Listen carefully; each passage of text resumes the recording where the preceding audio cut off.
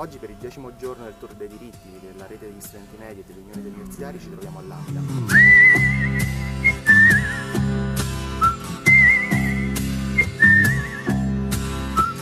Noi abbiamo un appalto che scade a fine dicembre, se non si trova una soluzione o proroga o affidamento temporaneo, noi siamo licenziate. L'ultima busta è stata quella del mese di luglio, 2 piccoli acconti e poi più nulla.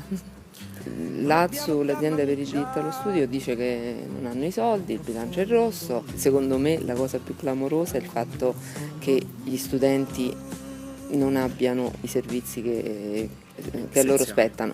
L'azienda non ha approvato il bilancio, quindi a causa di questo ritardo nell'approvazione del bilancio non può essere effettuata la gara d'appalto per la gestione delle mense. Questo creerà tantissimi disagi, soprattutto agli studenti borsisti, in quanto non potranno usufruire del pasto gratuito, e creerà problemi ai ragazzi che si trovano soprattutto nel polo di Roio, dove c'è solamente la struttura mensa dell'AZU, e a Campomizzi, perché gli studenti possono solamente mangiare utilizzando il servizio mensa. Sono Alfonso Emidio e vivo a Campomizzi attualmente, alloggiato.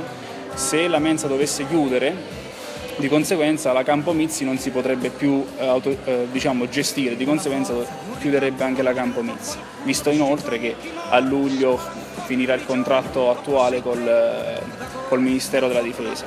Se la struttura dovesse essere chiusa, prevediamo che ci sarà un aumento sostanziale anche dei prezzi degli affitti. Il problema non riguarda soltanto i residenti della Campomizzi, ma più in generale tutti i ragazzi dell'Ateneo.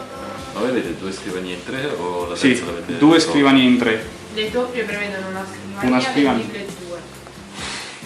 Esattamente. Il fatto è che questa è una residenza con circa 350 posti letto, il pieno centro storico dell'Aquila, che in questo momento non può essere sostituita da nessun'altra parte. La caserma Rossi, che può essere completamente ristrutturata e può ospitare un intero polo, però fin quando non è pronta noi dobbiamo rimanere qui. Dove cazzo andiamo?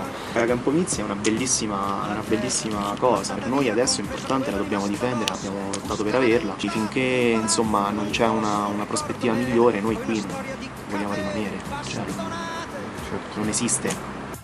E chirurgia sperimentale come profondo.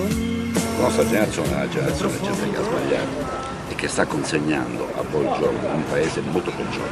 Questo va detto con obiettività e con serenità. Poi ognuno si risolve il suo problema. Se tu ti preoccupi di educare i giovani alla legalità, cioè a spiegare che il rispetto delle regole è il pilastro su cui si regge una democrazia e una convivenza civile, tu corri il serio rischio di formare una generazione migliore della nostra, dove invece quello che l'ha fatto da padrone è la furbizia. Se mi si è consentito una volgarità e farsi i cazzi propri, fregandosene di quelli degli altri, il che ha portato alla situazione in cui tutti noi viviamo. E cominciarono a pensare nel loro grande. Azienda, regione, comune, università non si riescono mai da 2 anni a questa parte a sedere intorno a un tavolo per decidere almeno 2 o 3 servizi che possono essere utili a tutti e tre gli enti. Cioè, dai, è assurdo. Va costruito un sistema di città universitaria. Di cittadinanza. Però lo fai se ti ci senti, non se dici che è importante e poi non ci investi sopra.